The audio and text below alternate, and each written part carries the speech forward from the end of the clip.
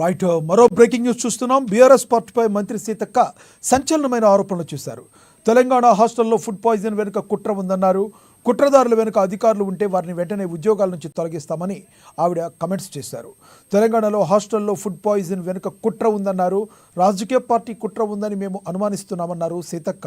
కుట్ర వెనుక ఎవరు ఉన్నారనేది బయట పెడతామన్నారు. అలజడుల వెనుక బీఆర్ఎస్ పాత్ర ఉందని, కుట్ర ఉందని తెలిపారు. కుట్రదారుల వెనుక అధికారులు ఉంటేనే వారిని ఉద్యోగాల నుంచి తొలగిస్తామని తెలిపారు. అన్ని ఘటనలపై పూర్తి వివరాలతో బయట పెడతామని చెప్పారు.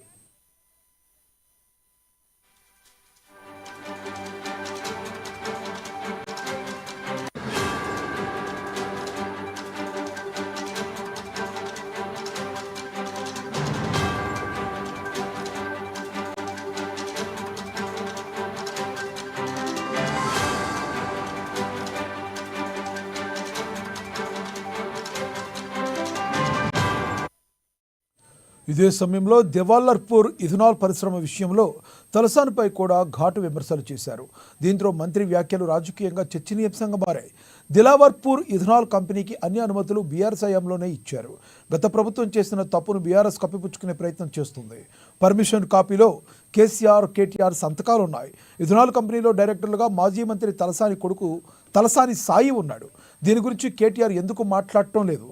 దమ్ముంటే కేటీఆర్ దివాల్పర్పూర్ రావాలి. కాంగ్రెస్ ప్రభుత్వం తప్పు చేసినట్లుగా కేటీఆర్ విషప్రచారం చేస్తున్నారని తెలిపారు.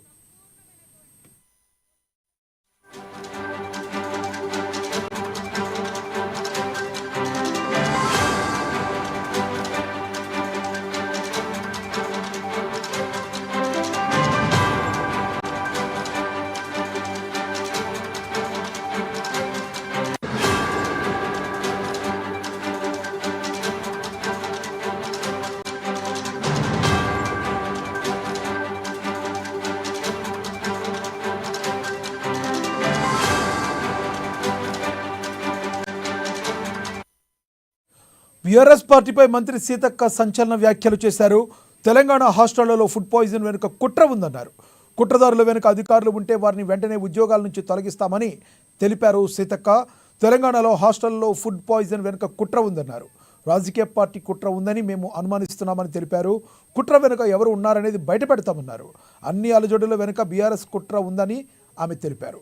కుట్రదారుల వెనుక అధికారులు ఉంటే వారిని వెంటనే ఉద్యోగాల నుంచి తొలగిస్తామని తెలిపారు.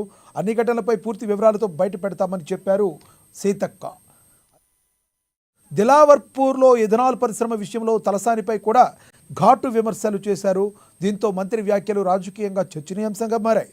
దివాల్వర్పూర్ ఇథనాల్ కంపెనీకి అన్ని అనుమతులు బీఆర్ఎస్ హయాంలోనే ఇచ్చారు. గత ప్రభుత్వం చేసిన తప్పును బీఆర్ఎస్ కప్పిపుచ్చుకునే ప్రయత్నం చేస్తుంది. పర్మిషన్ కాపీలో కేసీఆర్, కేటీఆర్ సంతకాలున్నాయి. ఇథనాల్ కంపెనీలో డైరెక్టర్లుగా మాజీ మంత్రి తలసాని కొడుకు తలసాని సాయి ఉన్నాడు.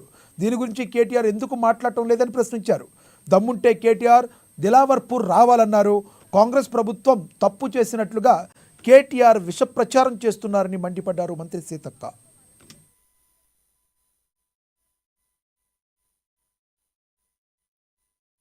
కంపెనీకి వ్యతిరేకంగా, ఆనాటి బీఆర్ఎస్ ప్రభుత్వ విధానానికి వ్యతిరేకంగా ధర్నాలు చేస్తుంటే మరి దాన్ని నిస్సిగ్గుగా ట్విట్టర్లలో పెట్టి మమ్మల్ని బదనం చేస్తూ ఉన్నారు.